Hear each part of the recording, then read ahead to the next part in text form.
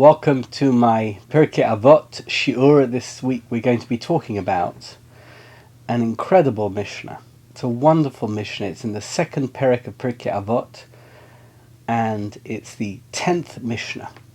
Last week in our share, in the previous share, and you can catch it on YouTube or on SoundCloud, we spoke about the 5 principal Talmidim, the disciples of Rabbi Yochanan ben Zakkai, some of the most incredible Talmudic minds of Jewish history. And now we're going to see from them not what they said about halakha, and not necessarily the history of their lives, but we're going to see how they conducted themselves ethically and morally, and what in their minds was most important in terms of conducting yourself as a Jew, in terms of your moral fabric. That's what we're going to be seeing today in the 10th Mishnah of the second parak of Pirkei Avot. Let's look at it here. Heim omru shloisha dvarim. So they said, the 5 Talmidim all agreed on 3 principal ideas. Now, you're going to see that those 3 principal ideas are actually not 3, but each one of them is divided into separate sections. But they always spoke about these matters, these ideas, these ideals as being of paramount importance. There's nothing more important if you want to be a good Jew, if you want to be someone who is a servant of Hashem, who understands what it means to be a person of faith. You've got to uphold these ideals, hold them firm. Make sure that you are a perfect ambassador for these ideals in every aspect of your life, because otherwise all the other things that you do in terms of being a Jew will not have the right value, will not have the correct value. So let's see what they said. The first person we're going to be dealing with is Rabbi Eliezer ben Hyrkanus. Remember, he was the Boyer Sud. He was the pit which wouldn't let anything out. He was a fount of information. He was an incredible person. He was a bit of a tough person. He wasn't an easy person. I wouldn't necessarily have wanted to be his Talmud, but you're going to see what he says. And in fact, it ends off with a rather tough admonition to those who counteract or try and undermine the words of Talmidei Chachamim. Let's see what he says. Rabbi Eliezer Omer. Rabbi Eliezer says, Yichvoit chaverach chaviv alecha keshelach. Just remember a very important principle in life. The honor and the dignity of your friend, of the person that you are associated with on a regular basis, should be more important for you than your own self-respect. You must be a person who, in every aspect of your life, is going to ensure that your friend is going to be treated with the greatest possible respect. That is something that's so important. Now, you know that we say, V'ahavta l'reacha kamocha. It's a pasuk in Kedoshim. It's from Sefer Vayikra in the Chumash. We say, V'ahavta l'reacha kamocha. You must love your friend like yourself. But here's something more. Loving is emotional, it's fuzzy. I'm going to hug my friend, but this is something more. You've got to respect your friend. You've got to show them the type of respect and the type of deference that is relevant to them. And in the same way as you would like to be treated with deference and respect, you want to be taken seriously. Who wouldn't want to be taken seriously? We all want to be taken seriously. You should take your friends seriously. If you're a person, by the way, who wants to uphold Torah values, who wants to uphold the faith of God, you must be a person who has the kavod chaverach chaviv alecha keshelach. Don't think that you are superior to someone because you said Shema with more kavana, and you were more makpid on the hechsher, you ate from a better hechsher, and because you kept Shabbos for 10 minutes longer, because you always brought out Shabbos on Motzei Shabbos with the shir of Rabbeinu Tam, the Zman of Rabbeinu Tam, and don't think that because you wear different clothes and mix in a different environment that somehow that you're more special. Who knows what that person has gone through in order to be the person that they are. You should always show people great respect. You should show them great reverence. Why? Because you'd like to receive that type of respect. Everybody's self-esteem, to some extent, is contingent on the esteem that they receive from others. It's a fact. That's human nature. We like to know that we have been validated by others. Well, if you want to be validated by others, recognize that you must validate others. Don't imagine that your validation by others is sufficient.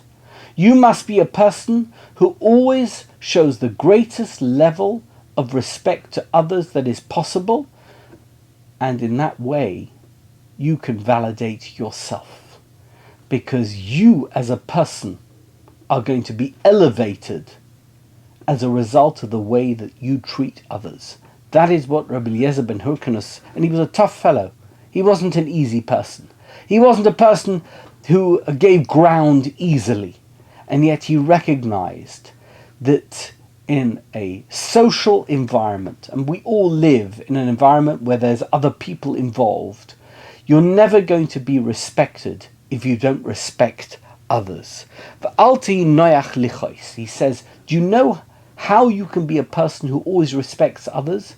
Don't immediately get angry and combative and difficult in situations where you have to deal with other people. By the way, we all come across situations where we could criticize others, where we could find fault in what other people do. Not everyone behaves in the way that they should. I know it's shocking. I know that you're listening to this, watching this, and you think to yourself, how could Rabbi Duna say such a thing? But the truth is, we know that people don't always behave in the correct way. They're not always doing the things that they should do. They're doing things that they shouldn't do. And, our blood pressure rises, and we feel that our pulse it's going up from 75 to 95. And we can feel that we're not happy with the situation. We're not happy with the way that someone's behaving. And we want to call them out. We want to tell them, you're not behaving in the correct way. You're not doing the right thing. Calm down. Don't get angry. Not everyone knows what you know. It's not necessarily true that everybody sees things in the way that you see them. Rabbi Eliezer ben Hyrkanus says, do you know what's important? What's important is to put things in context.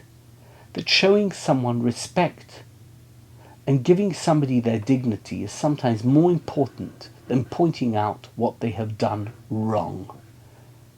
And by the way, very often when people want to show someone else what they've done wrong, really what they want to show them is how they know better than them, how they are better than them. Who says you're better than them? Maybe you're better than them in just the thing that you happen to have pointed out that they did wrong, but maybe in every other aspect of your life you're not doing the right thing at all.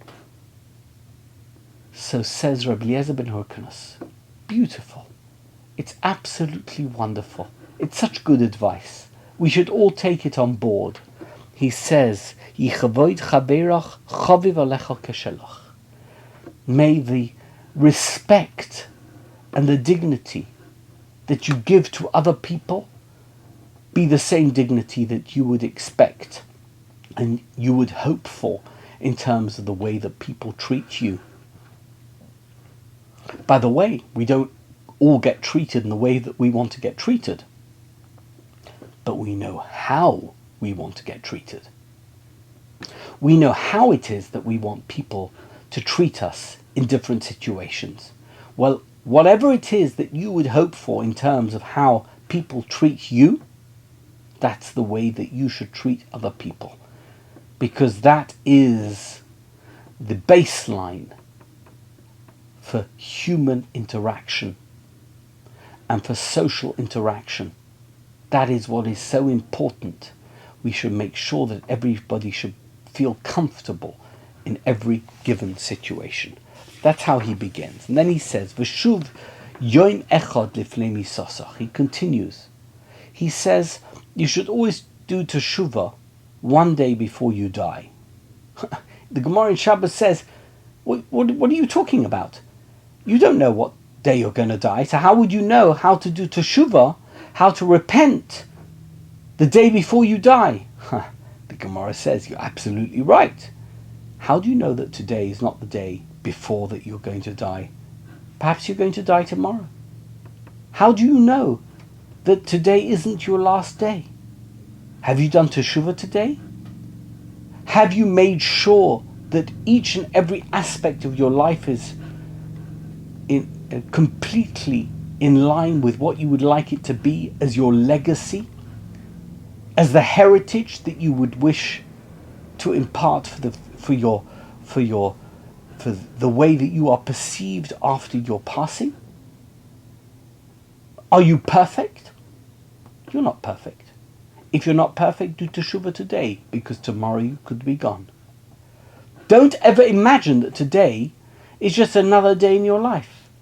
Today could be the last day of your life. It's such an important message. If you treat each day as the most important day of your life, as the day on which the difference could be made between success and failure, between faith and the opposite, between what you need to do and what you shouldn't be doing, if each and every day is treated with a kind of importance that would make it the most important day of your life, then each and every day will be a stepping stone to a growth process that will see you emerge as an incredible person. And Rabbi Eliezer ben Hyrkanus is saying this perhaps in a rhetorical way. He's not saying today could be your last day. He's saying do teshuvah on your last day. It's a rhetorical device. He's saying do teshuvah today as if it's your last day. Do teshuvah today. Repent today. Make sure that you have treated this day, this very day, as the last day of your life, so that every aspect of your life is taken care of, and every aspect of what you would wish to leave behind as your legacy has been in some way addressed by what you did today. At the end of each day, I try to do this each and every day, by the way. At the end of each day, I think to myself, what did I do today? What were the things that I achieved today? What did I do today that made a difference to the world, that made a difference to my family, that made a difference to the people I know, that made a difference to myself? What did I do today that could really affect every aspect of my life going forward? That is Rabbi Eliezer ben Hyrkanus's great advice here in the 10th mishna of the second perek of Pirkei Avot. V'shuv yom echad lifnei misasach. You never know when you're going to die. Of course, somebody who gets a fatal illness, sadly, will know I'm shortly going to expire. But most of us are not subject to those fatal illnesses. We don't know when we're going to die. And we all think we're healthy and we're going to survive, and even when we attend funerals, we think, okay, that person died, but I'm alive, I'm okay. No. Every day should be the day that you think to yourself, tomorrow I could be gone. What is the legacy that I leave behind? Who am I? What am I? And what have I achieved? And that level of self-awareness is so crucial in terms of Jewish morality, in terms of who you are as a Jew and as a person of faith. V'hevei mischamim keneged uron shel chachamim, says Rabbi Eliezer ben Hyrkanus. There is this concept of the heliotropic effect. Have you ever heard about it? Do you know what the heliotropic effect is? Have you ever seen something called a sunflower? Do you know what the sunflower is? It's got a black center and it's got yellow petals. Now the sunflower, when it matures and it has the flower, the sun rises in the east and it sets in the west. Well, in the morning, the sunflower faces the east, and during the course of the day, and it's imperceptible to the human eye unless you have one of these time-lapse cameras, you know that the sunflower during the course of the day will change its direction from east to west. At the end of the day, it's facing the sun in the west. It's called the heliotropic effect. And the heliotropic effect also is something that is relevant to plants that you have on your windowsill at home. Your plants will face towards the window as opposed towards the home, because the light is something that comes through the window, and we all want to face the light. We all want to benefit from the light. Heliotropic effect, says Rabbi Eliezer ben Hyrkanus. If you are in the vicinity of Talmidei Chachamim, if you are in the vicinity of great rabbis, great scholars, people who are special, who are holy, who are spiritual, then make sure that you benefit from their light, that you bask in the heat and the light of their proximity. It's so important. However, don't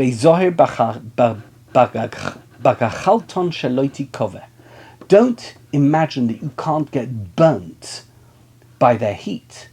So there are those people who think, okay, I'm just going to come close to the rabbi and I'm going to be okay. That's not the way it works. You have to change yourself, otherwise you will get burnt. You will suffer as a result of the heat, as a result of the light, as a result of the damage that could be caused by your proximity to such a great person. It's not necessarily true that proximity will cure every evil. Not at all. You must be worthy of that proximity. What have you done to prevent being damaged by being in such close proximity to a great person? Their bite can be as deadly as the bite of a fox. A fox bites you, you don't want to get bitten by a fox. And if they sting you, it's like the sting of a scorpion. Nobody wants to get stung by a scorpion. I remember I was once on a Pesach program in Arizona, and in the middle of davening, we were davening one night, Mariv, and we saw a scorpion scuttling across the floor in front of us. We all ran away. Who wants to be in close proximity to a scorpion? We don't want to get stung by a scorpion. And their hiss is like the hiss of a serpent. Nobody wants to get close to a snake. We don't want to get bitten. We don't want to get damaged. We don't want to get killed by the venom of a venomous snake. Each and every one of their words is like a heated coal. We know that proximity is good, but that proximity can only work if we are worthy of that proximity. And if not, we may get damaged by that proximity. We don't want to be too close to something that could hurt us and that could cause us damage. That would be terrible. I want to just look at something which I saw here. It's a beautiful Medrash Shmuel. The Medrash Shmuel says that the fact is that those three things which are mentioned in terms of proximity to somebody who is great, somebody who is a faith leader, it's not a random selection of three items, because there are those people. Have you ever met people who tell you, I love our Jewish heritage, but those people lived in the past. They lived in an era where they didn't know what they were talking about because they didn't have as much information as we have. After all, we live in an era of information technology, of the information superhighway. We have the internet, we have Google. I mean, who needs Chazal if you need Google? And therefore, although I have great respect for the fact that in their era they were very knowledgeable, but I have no respect for them right now when the information we have far exceeds anything that they knew. And that's what Rabbi Eliezer ben Hyrkanus was telling us. Don't become a person who undermines the authority of Talmudic and Midrashic sages. And he says it comes at three levels. There are those who say that Midrashim shouldn't be taken too seriously. Don't become a person who dismisses the idea that Midrashim are important, because then you'll get bitten like a fox bites a person. Now, when a fox bites you, it's not venomous, it's painful, and you may need to get a rabies shot. It's not the worst thing in the world, but you would try and avoid it. That's if you just deny the validity of a medrash. What about if somebody denies the validity of the choshen mishpat psak of someone who tells you that this is the way that the monetary situation should be resolved in any given difficult situation between two parties or more, where there is a dispute over how a financial situation should be resolved. Somebody tells you, I don't care what Chazal says, I have a better solution than anything that the Talmudic sages have taught us in terms of how this should be resolved and decided. Then it's going to be an akitzas akrav. Now, if you get stung by a scorpion, it's the venom of a scorpion is something that we can easily, I mean, of course, if it's not dealt with, it could be deadly, but it's quite easily dealt with. And if it's dealt with, it's not going to be deadly. Now, how does that translate into financial disputes? If you make a decision that goes against Torah values, that goes against choshen mishpat, it's very easy to change what you've decided. You could then go ahead and say, listen, I made a mistake, and actually this is the just decision, this is the just conclusion of your financial dispute.